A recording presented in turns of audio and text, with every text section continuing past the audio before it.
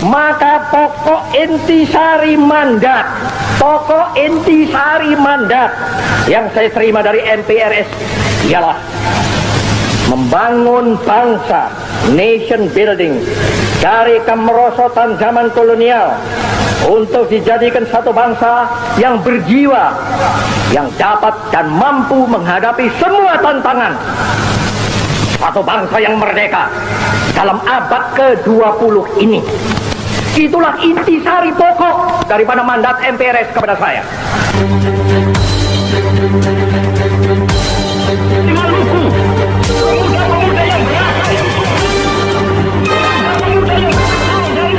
Dengan jelas dan tanda. Itulah cuplikan pidato Presiden Soekarno pada 17 Agustus 1966 yang diberi judul "Jangan sekali-kali meninggalkan sejarah" atau disingkat Jas Merah. Pidato yang disampaikan dengan nada emosional itu ternyata merupakan pidato Presiden Soekarno terakhir kalinya. Pidato kenegaraan yang ditujukan pada MPRS itu seolah berisi kekesalan Soekarno sekaligus tanggapan atas penolakan MPRS terhadap pidato nawaksaranya yang disampaikan pada 22 Juni 1966 lalu.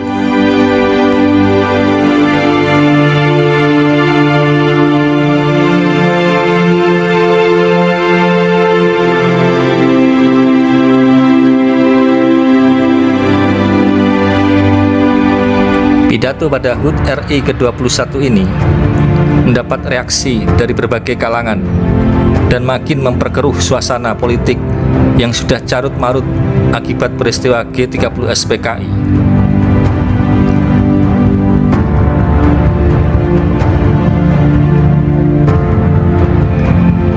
Di beberapa tempat bahkan telah menyebabkan bentrokan fisik dan konflik horizontal yang memakan korban jiwa.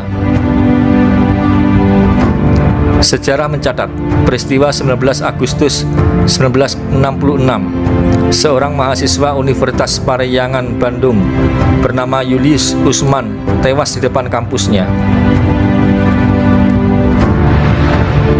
Ia meninggal setelah konsulat kami Bandung diserbu barisan pendukung Soekarno.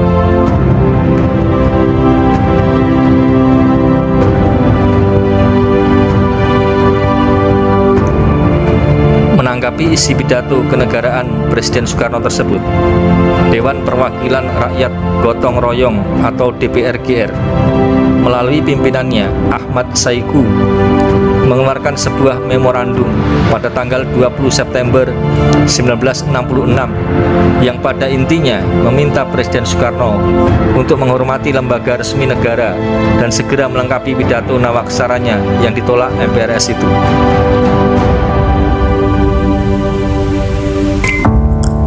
Untuk diketahui, sebelumnya Ketua MPRS Jenderal A.H. Nasution menyatakan kekecewaannya pada mandataris MPRS yakni Soekarno yang disebutnya tidak tahu diri terhadap tugas dan tanggung jawabnya sebagai seorang presiden.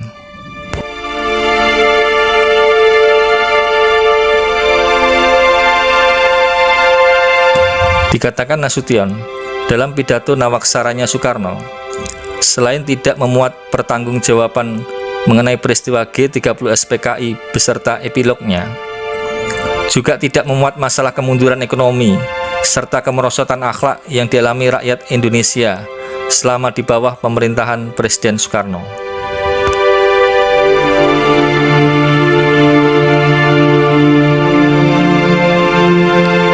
Selain itu, yang membuat para anggota MPRS kesal terhadap Soekarno adalah Presiden Soekarno malah berlagak menggurui dan menceramahi para anggota MPRS. Tampaknya Presiden Soekarno belum dapat menerima adanya perubahan konstelasi politik, sehingga para anggota MPRS tetap diperlakukan sebagaimana para menteri atau bawahannya, kata Nasution.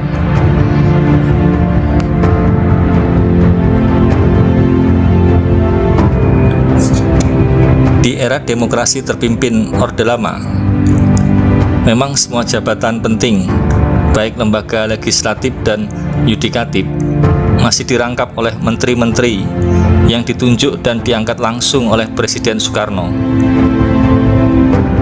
Namun setelah peristiwa G30S PKI meletus, timbul aksi ribuan mahasiswa yang tergabung dalam KAMI, Kesatuan Aksi Mahasiswa Indonesia.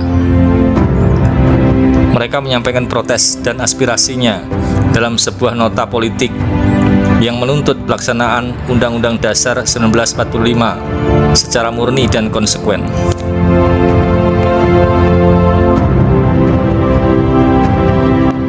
Sebagai jawaban atas penolakan MPRS terhadap Nawaksara, maka pada 10 Januari 1967, Presiden Soekarno menyampaikan laporan yang disebut sebagai pelengkap Nawaksara atau disingkat dengan Pel Nawaksara.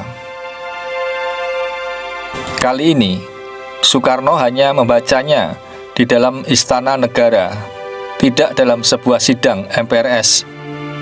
Setelah dibacanya, laporan itu diserahkan kepada MPRS.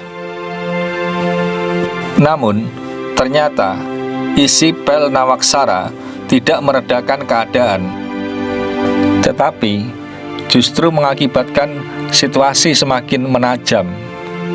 Pasalnya, Presiden Soekarno menolak seorang diri mempertanggungjawabkan terjadinya G30S, kemerosotan ekonomi dan akhlak. Menurut Soekarno, hal itu tidak termasuk dalam GBHN, garis-garis besar haluan negara yang harus dipertanggungjawabkannya.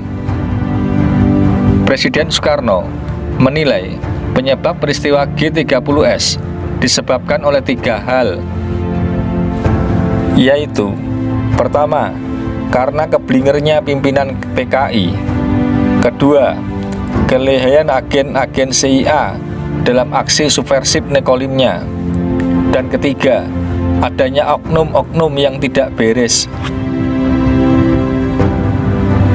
Menanggapi Pel Nawaksara, pimpinan MPRS segera menyelenggarakan musyawarah pada tanggal 21 Januari 1967. Dan ternyata Pel Nawaksara juga bernasib tragis karena ditolak MPRS. Menurut Ketua MPRS A.H. Nasution, Presiden Soekarno telah alpa dalam memenuhi ketentuan-ketentuan konstitusionalnya. Selain itu, yang membuat Nasution tersinggung adalah pernyataan Presiden Soekarno yang mengatakan jika dirinya dipersalahkan soal terjadinya peristiwa G30S, mestinya juga Menkumham Kasab A.H. Nasution juga dipersalahkan karena tidak dapat menghentikan terjadinya hal tersebut. Kontan, pernyataan Soekarno dalam Pel Nawaksara itu mendapatkan kecaman luas dari berbagai lapisan masyarakat. DPR GR dalam resolusi dan memorandumnya pada tanggal 9 Februari 1967 dengan tegas menolak Nawaksara. Berikut pelengkapnya.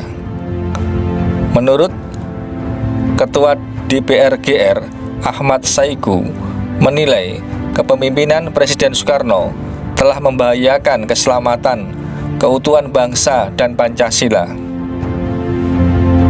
Karenanya, berdasarkan hal itu, DPR GR mengusulkan digelarnya sidang istimewa MPRS untuk 1.